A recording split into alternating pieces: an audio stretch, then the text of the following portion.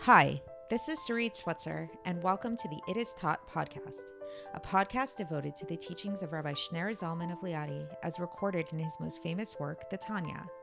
My hope for this show is to make these teachings accessible and relatable to the average person, regardless of prior Jewish education or affiliation. The episodes follow the prescribed daily study portions and are meant to serve as practical lessons in how to live your life as your true self and develop an authentic and powerful relationship with your Creator. I have personally experienced the effects the study of this work has had on me, and I'm excited to share what I can of this knowledge with you. So please join me on this journey of learning, self-growth, and connection with your source.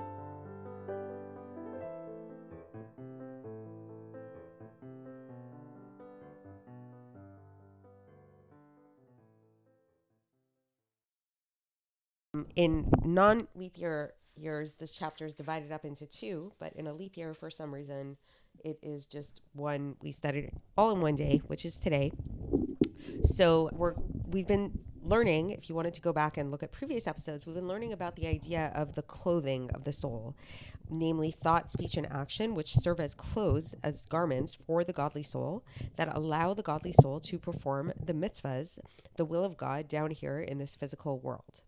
So in today's episode, we're going to be talking about specifically the greatness of learning about God and learning about God's will and wisdom, and how this type of mitzvah, so there's lots of different types of mitzvahs, like we talked about in previous episodes, that encompass the three types of garments. So there's mitzvahs that involve the mind, there's mitzvahs that namely thought, there's mitzvahs that involve speaking, like speaking words of Torah out loud, and then there's mitzvahs that involve action. And so today we're really going to focus on the mitzvahs that involve the mind and what makes those superior in a certain sense to other kind of mitzvahs. So the Alter Rebbe starts off and he brings up this idea again that we mentioned previously in brief about how it says that there is no thought that can grasp God, which makes sense, right? Because God is really unfathomable and he's really outside of our grasp. But we also talked about how it is that God brought himself down and constricted himself into the Torah and into the mitzvahs to give us that ability to grasp him, which is really a miraculous and kind of unfathomable thing in and of itself, and somewhat paradoxical. So now, in order to understand that, this idea of, God being unfathomable, but somehow we are able to grasp him in some way, the Alter Rebbe says, okay, we have to understand this idea of intellect in a general sense, whether we're talking about God or, anything in general. So how does intellect work? So the Alter Rebbe says, when you conceive of a concept, when you're thinking about some kind of idea in your mind, what's happening, if you really think about it, is that your mind is grasping this concept that you're thinking about and surrounding it in your mind. So any kind of concept that you might be thinking about it, whether it's, let's say a certain scientific theory, a certain idea that somebody just told you about and you're trying to wrap your head around it. So what's happening is that idea and that concept is your mind grasps the idea and encompasses the entire idea. And then at the same time, another thing happens, which is that this idea becomes vested within you. So there gets to be this kind of, at the moment that you're thinking about the idea, your mind is enclosed, so to speak, in this object. So there becomes this sort of like unification between you and whatever it is that you're thinking about. So then the Alter Rebbe gives an example of this that is a Torah example, and he says that this is the case. Let's say if you're learning about a certain Jewish law, a certain halacha that might be found in Gemara or Mishnah or something like that. So if you're learning about a certain type of law, what happens is, like we mentioned, you're grasping this idea, this law, like you really want to understand it. So you're grasping it and you're surrounding the law in your mind. And at the same time, at that moment when you're learning it, your mind becomes enraptured, enclosed, vested within this halacha, this law that you're learning. And so now the Alter Rebbe continues with this logic, and you'll see where he's going with all of this, is he says, okay, well, so what is this law? What are these halachos? So we've explained previously that these laws that we have in the Torah, that are all based on Torah, are nothing other than the will and wisdom of God. And so when we learn, if you've ever learned Gemara, if you've ever learned the intricacies of Jewish law, you know that it's like a lot of details that seem very almost like mundane, that this person says this and that person says that, and what do we do in this case, and in this scenario or whatever. And all of these things are actually really very divine, and they actually are an expression of God's will, and God chose to manifest his will in these intricacies of the law in a certain way. And the Alter Rebbe goes so far as to say that this is the case even if we're talking about a very theoretical law. So you'll find, if you've ever studied, again, Gemara or Halacha or any of these things, some of these things are very practical, obviously. It's like things will come up. Mistakenly put a spoon that you usually use for meat, for chicken soup, in a mug with your coffee that has milk in it. What do you do in that case? So that's like a very practical example that a lot of people might relate to. Maybe you've even asked your local rabbi about this, if that's ever happened. But then there's also a lot of laws in Judaism that are actually really, really theoretical and may not be relevant to your life immediately, and they may never be relevant to your life.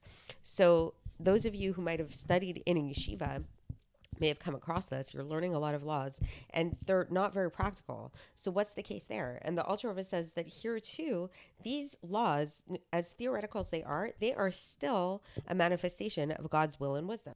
And so it's really, really a very miraculous thing that what's happening basically, and the Alter Rebbe is basically emphasizing the greatness of this endeavor of studying Torah, and in this way, and trying to understand Torah. Because what's happening when we study Torah is that, which is actually what we're doing right now, if you think about it. So we're actually engaged in this process at the very moment.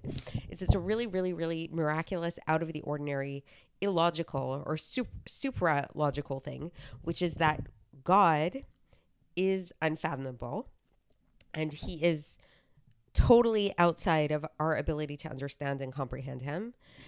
And second, axiom that we need to keep in mind is that God and his wisdom are one and the same. So God's wisdom and God are totally intertwined, totally interconnected. There's no separation between the two of them. And then next is that God actually decided to take this unfathomable wisdom and to constrict it and to manifest it and reveal it to us into these teachings. And so that what happens is that when we learn these teachings, it kind of gives us this gateway to the unfathomable. It gives us access to that which is incomprehensible, namely God. So when we study Torah, when we study God's wisdom, and then we are actually tapping into his wisdom and will, which is something that really, actually, logically speaking, should not happen. And so now the Alter Rebbe says that he wants to contrast this with the other types of mitzvahs. So these are mitzvahs, obviously, when we're studying Torah, these involve the garments of thought.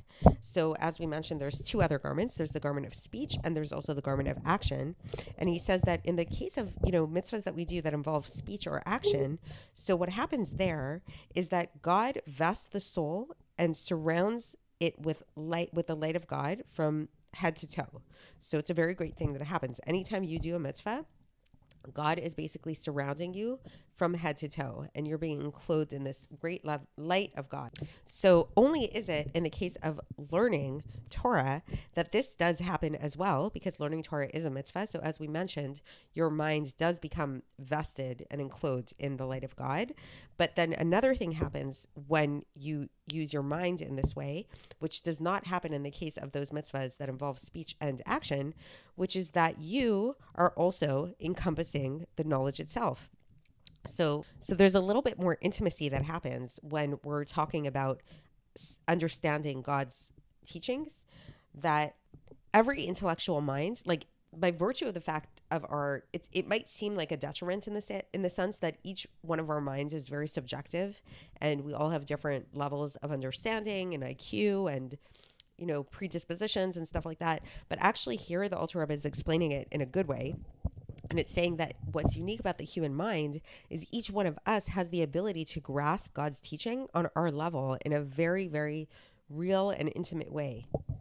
And so because of this unique aspect of learning Torah, that it not only is it that the Torah becomes vested within the soul of man, but also the soul of man encompasses the Torah when we learn it, then this is why the Torah is given a very, very special name in the teachings of Judaism. Namely, it is called bread and sustenance. And the Alter Rebbe explains that this is just like when you think about physical bread, physical food, when we say bread, we really mean nourishment, food in general. So we eat. Why do we eat? We eat in order to give sustenance to the body. And the food becomes one and the same with us. It really, really becomes part of who we are whenever we eat something. If you've ever heard of the phrase, you are what you eat, this is sort of related to that idea that when we consume food, the food literally becomes a part of our flesh. And the Alter Rebbe uses that terminology, and he says that when you eat, this food actually becomes your blood and your flesh, and it becomes one and the same with you. So he says, so too is this the case when you understand Torah, that when you really learn Torah in a way that you really, really want to learn it and to know it, then this Torah becomes one with you, and it becomes actual sustenance for your soul, and it becomes its life force. And then here he brings support for this idea where he says that it says in Tehillim, there's a section of Tehillim where it says, V'toratcha b'toch ma'ai, which means, and your Torah is within my inner organs. That's in Tehillim, in Psalms chapter 40, verse 9, if anybody wants to look it up. And and so that's basically alluding to the fact that when we learn Torah, it really is like the nourishment for the soul, and it becomes within us. It becomes a part of our inner being. And then the Alter Rebbe cites the Eitz Chaim, which is a Kabbalistic book, and he says that this explains the idea that it's taught there that the clothing of the souls in Gan Eden after they pass away is the mitzvahs that they perform down here on earth, and the food, their nourishment over there is the Torah that they learned down here on earth, and specifically it's the Torah that they learned for its own sake. Like for not any ulterior motive. And what does this mean for its own sake? It means, and here the Alter Rebbe cites another Kabbalistic book, the Zohar, and he says it means that they had the motive of connecting their souls to God through understanding Torah, each according to their level. So it's like the person really, really wanted to grasp God and understand Torah in a way that really, really, that makes sense to them, not in just this superficial kind of like learning it to do well on a test kind of thing, but really, really, really to understand it. And then the Alter Rebbe ends off here with a bracket, kind of like a final note. And he says that this explains why it is that once again, that learning Torah is so superior that it actually can be considered as equal to all of the other mitzvahs together, combined. So why is that? Because if you think about the difference between food and light, so we said again that if we think of learning Torah as being food for the soul versus when we do other mitzvahs that involve speech and action, that creates this encompassing light around us. So the difference is that light is an outer kind of thing that surrounds us, and food, on the other hand, is something that's very internal. So this is why learning Torah is so superior, because learning Torah, first of all, it is this very internal thing. So it's like food, like we explained. And not only that, it has the added advantage that it doesn't lose out, because it actually is a mitzvah like the other mitzvahs. So it still has that aspect of having this encompassing light surround it and be vested within it. And then he finishes off here and he says that this is all the more so if a person studies Torah by speaking the words out loud, because when you speak the words out loud, you really do bring about this really great light, this encompassing light. And so when a person speaks words of Torah out loud, first of all, they're getting that advantage that we've talked about this whole time about learning Torah.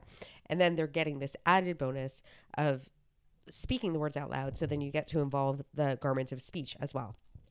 So that's it for today, and that's the end of chapter 5, and I will speak to you tomorrow, and we will begin chapter 6. Thanks for listening to the It Is Taught podcast, hosted by Sarit Switzer. This podcast is dedicated in loving memory of my maternal grandfather, Avraham Yitzchak ben Binyamin HaKohen of blessed memory. Music by Shoshana. If you enjoyed this episode and would like to support the show, please share it with others and subscribe on YouTube, Apple iTunes, Spotify, or wherever you listen to podcasts. And make sure to leave us a 5-star review. To find out more about the It Is Taught project, including more information on my soon-to-be published book, please visit our website, itistaught.com. To catch the latest from me, follow me on Facebook, Instagram, and Twitter. Looking forward to speaking with you tomorrow, and until then, have a great day.